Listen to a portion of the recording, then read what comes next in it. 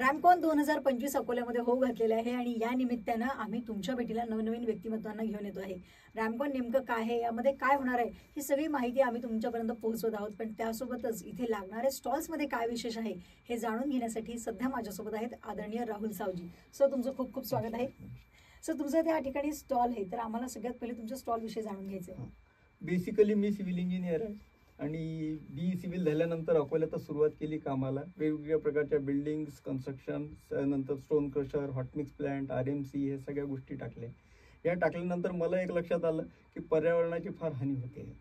वेगवेगळ्या प्रकारचे civil project जितके पण चालवले जातात त्याच्यात पर्यावरणाची प्रचंड हानी होते आणि अकोला तर त्याच्यात नंबर 1 वर आहे. अकोल्याचं असं झालेलं आहे की आता 50 डिग्री सेल्सिअसवर वर्ल्डमध्ये रेकॉर्ड ब्रेक होतो की काय, असं वाटायला लागलं. एवढं पोल्युशन होत आहे. आणि सगळ्यात जास्त तर आता म्हणजे दिल्लीत आताच तुम्ही पाहिलं असेल जानेवारी-फेब्रुवारी महिन्यात इतकं काही त्या फराटे जाळले त्यांनी की त्याच्यामुळे लोकांना श्वासोश्वास घेता येत नव्हता आणि एअर प्युरिफायर प्रत्येकाने घरात लावलेले होते. त्या दृष्टीने मी विचार करून मग असा विचार केला की ग्रीन आणि क्लीन एनर्जी पाहिजे, म्हणून मग मी माझा इलेक्ट्रिक व्हेकलचा स्टॉल टाकला. सर, ज्या इलेक्ट्रिक व्हेकल्सचा स्टॉल तुमचा आहे, लोकांमध्ये बरेचसे संभ्रम अजूनही आहेत की आपण रेग्युलर चालवणाऱ्या मोपेड जास्त दर्जेदार किंवा आयुष्य असणारे आहेत की इलेक्ट्रिक बाईक्स आहेत. त्याच्यात असा फायदा आहे की आता नवीन टेक्नॉलॉजी आलेली आहे, बॅटरी टेक्नॉलॉजी. मेन म्हणजे इलेक्ट्रिक व्हेकल्समध्ये काही खास मशिनरीज नाही आहे. त्याच्यात एक इलेक्ट्रिकल मोटर असते, ती BLDC मोटर म्हणतात. ते BLDC मोटर IP67 असते. IP67 म्हणजे वॉटरप्रूफ असते. जसं आपला मोबाईल वॉटरप्रूफ असतो तसं ती मोटर सुद्धा वॉटरप्रूफ असते. त्याच्यात पाणी जात नाही, त्याच्यामुळे ती मोटर शक्यतो खराब होत नाही. दुसरी गोष्ट असते, त्याच्यात एक कंट्रोलर असतं. ते कंट्रोलर फारच चांगल्या क्वालिटीचं आम्ही वापरलेलं आहे, त्याच्यामुळे कंट्रोलरही खराब होत नाही. आणि तिसरा पार्ट असतो त्याच्यात बॅटरीचा. तर बॅटरीचा आता इतकी टेक्नॉलॉजी वाढलेली आहे. NMC, निकेल, मॅग्नेशियम आणि कोबाल्ट अशा 3 प्रकारच्या हे वापरलेले आहेत आपण. जर त्या लिथियम आयनमध्ये जर ते मिक्स केलं तर त्याचा स्फोटही होत नाही आणि त्याच्यात एनर्जी डेन्सिटी जास्त स्टोअर होते, त्याच्यामुळे त्याची रेंज खूप जास्त वाढते. खूप छान सर. पण ह्या सगळ्या स्टॉलसाठी किंवा आता तुम्ही पहिल्यांदा रॅमकॉनमध्ये अशा पद्धतीने एक्झिबिट करत आहात, तर काय अपेक्षा आहेत तुमच्या रॅमकॉनकडनं? रॅमकॉन एक खूप छान व्यासपीठ आहे. मी म्हणजे सुरुवातीपासून रॅमकॉनच्या मागेच आहे. म्हणजे आम्ही तसे कार्यकर्तेच आहोत रॅमकॉनचे. आणि रॅमकॉननी इतकं काही अकोला शहराला देऊन राहिलेलं आहे. दरवर्षी ते प्रदर्शन भरवून राहिलेले आहेत. खूपच सुंदर प्रकारचं प्रदर्शन भरवतात ते आणि लोकांना नवीन नवीन टेक्नॉलॉजीची माहिती करून देतात. त्याच प्रकारे मला सुद्धा त्यांनी एक संधी दिली. माझा सुद्धा स्टॉल मी लावलेला आहे तिथे.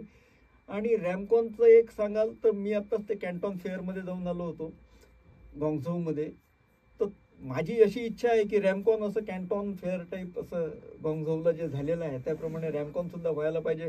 आताची जी जागा आहे ती फारच लहान आहे असं वाटतंय मला. याच्यात मोठमोठ्या कन्स्ट्रक्शन मशिनरी सुद्धा त्यांनी ॲड करायला पाहिजे आणि खूप मोठ्या जागेत हे करायला पाहिजे, जेणेकरून इथून नवीन नवीन लोकांना, नवीन नवीन उद्योजकांना काहीतरी त्या एक्झिबिशनमधनं समजून घेता येईल, त्यांना शिकतील आणि नवीन आपले इथे कारखाने तयार करतील आणि आपला विकास होईल. बिलकुल.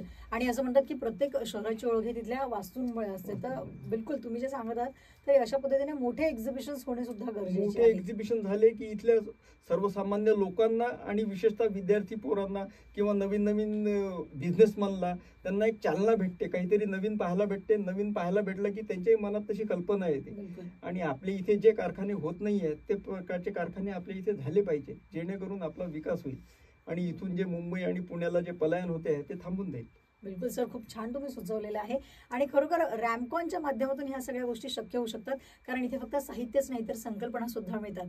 तेव्हा रॅमकॉन 2025 मध्ये तुम्ही सगळेजण नक्कीच भेट द्यायला जा. सर, जाता जाता आमच्या प्रेक्षकांना काय सांगाल? बस रॅमकॉन अवश्य या, रॅमकॉन पहा, रॅमकॉन मधल्या वेगवेगळ्या टेक्नॉलॉजीचा अभ्यास करा आणि ते प्रकारचं त्याचं इथे इम्प्लिमेंटेशन करा, जेणेकरून तुम्हालाही फायदा होईल, तुमच्या सोबतच्या लोकांना फायदा होईल.